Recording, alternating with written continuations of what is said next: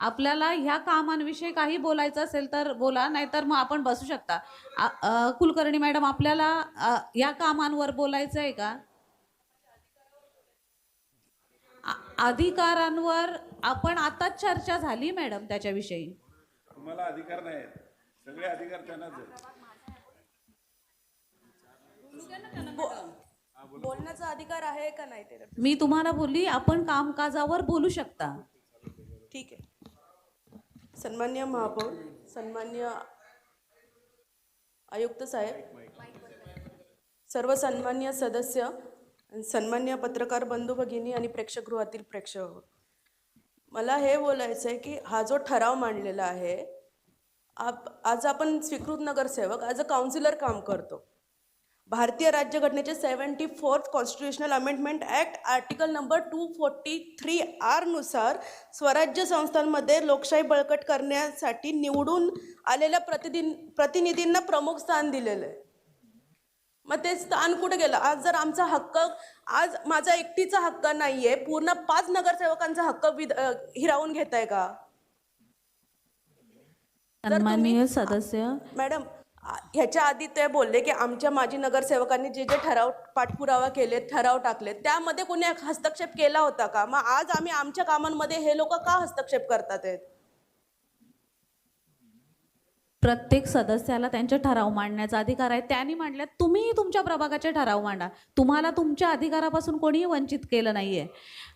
Madam, हा विषय आपण आपले जे ठराव आहेत त्यांच्यासाठी घेतलाय. तुम्ही ह्या ठरावामध्ये जे कामकाजाचे विषय आले आहेत त्याच्याविषयी बोलू शकता. त्याच्यावर आपला प्रभाग आहे, आपण बोलू शकता, त्याच्यावर आपलं मत मांडू शकता. पण अधिकाराचा आता सचिव मॅडमनी आपल्याला पूर्णपणे सांगितलेलं आहे की काय अधिकार आहे, तर त्याच्याविषयी परत परत चर्चा नको.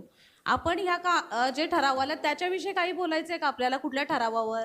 कोणत्या अधिकारानुसार तुम्ही इतर नगरसेवकांच्या वॉर्डमध्ये हस्तक्षेप करू शकता? तो पण कायदा दाखवा ना मॅडम. सन्माननीय जे स्वीकृत नगरसेवक आहेत त्यांना पूर्ण 111 वॉर्डांविषयी ठराव मांडायचा अधिकार आहे. ते नवी मुंबईमध्ये संपूर्ण कुठल्याही ठरावावर म्हणजे विषयावर ठराव मांडू शकतात. मग त्यांनी त्या महानगरपालिका अधिनियमाने तसं त्यांना अधिकार दिलेला आहे. त्याच्यामुळे आपण त्याच प्रभागात का ठराव मांडला, तो त्यांचा स्थानिक प्रभाग आहे म्हणून कदाचित सुरुवातीला त्यांनी त्यांच्याच प्रभागात विषय मांडले असतील.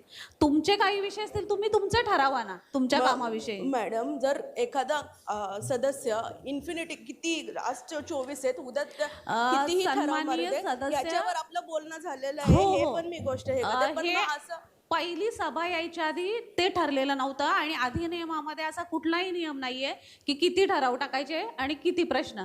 त्याच्यामुळे आता त्या सभेनंतर, ही पहिली सभा आहे आपली जी तहकूब झालेली आहे, त्या सभेनंतर गटनेत्यांनी एकत्र बोलून ठरवलेलं आहे की 5 प्रश्न आणि 3 ठराव. पुढच्या सभेपासून तसंच होणार आहे. पण आता ही सभा आपली आधीची सभा आहे, त्याच्यामुळे ते त्यांनी आधी मांडलेले आहेत. त्याच्यामुळे ह्या विषयावर आता आपण ऑलरेडी सूचना केलेल्या आहेत. महापौर मॅडम, मला तुमच्यातर्फे सचिव मॅडमला विनंती करायची.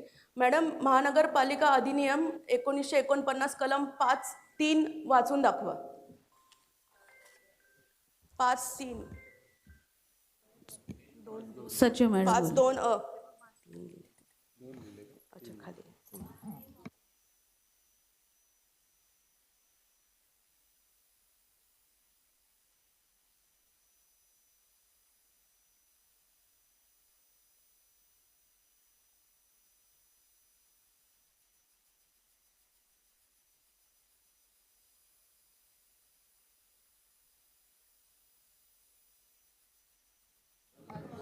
5(3). माननीय महापौर यांनी सूचित केल्याप्रमाणे आणि सन्माननीय सदस्य यांनी अधिनियमाचे कलम 5(3) वाचून दाखवण्यात यावा अशा सूचना दिल्याप्रमाणे कलम 5(3) मध्ये पालिका सदस्यांच्या निवडणुकीच्या प्रयोजनासाठी प्रत्येक शहर ज्या प्रभागात विभागले जाईल त्यांची संख्या व सीमा शासकीय राजपत्रातील अधिसूचनेद्वारे वेळोवेळी विनिर्दिष्ट करेल. व्यवहार्य असेल तितपत सर्व प्रभाग आटोपशीर क्षेत्रे होतील आणि प्रत्येक प्रभागातील व्यक्तींची संख्या अगदी अलीकडच्या जनगणनेच्या आकडेवारीनुसार अदमासे तीच राहील. प्रत्येक प्रभागातून केवळ एकच पालिका सदस्य निवडून देण्यात येईल. त्याचा परंतु महाराष्ट्र महानगरपालिका सुधारणा अधिनियम 2024 याच्या प्रारंभानंतर पालिकांच्या सार्वत्रिक निवडणुकांच्या बाबतीत प्रत्येक प्रभागातून शक्य असेल पॉइंट तेथवर of order madam printing mistake आहे. 5(2) अ वाच. हां. मग अशी मी तेच विचारलं मॅडम. 5(2) वाजते मॅडम.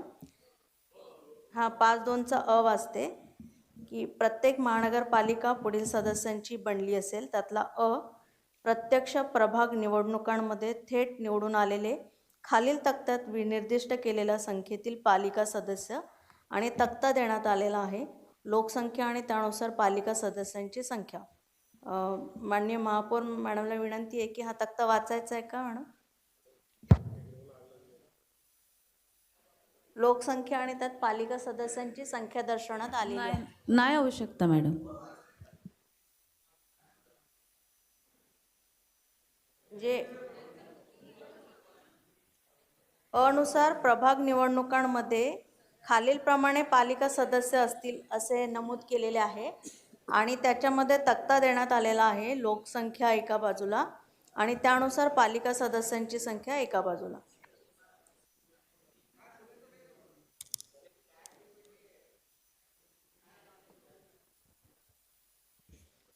सन्माननीय सदस्य, इथं 5(2) मध्ये कुठलाही स्वीकृत सदस्याविषयी त्यांच्या अधिकाराविषयी काहीही नोंद नाही आहे.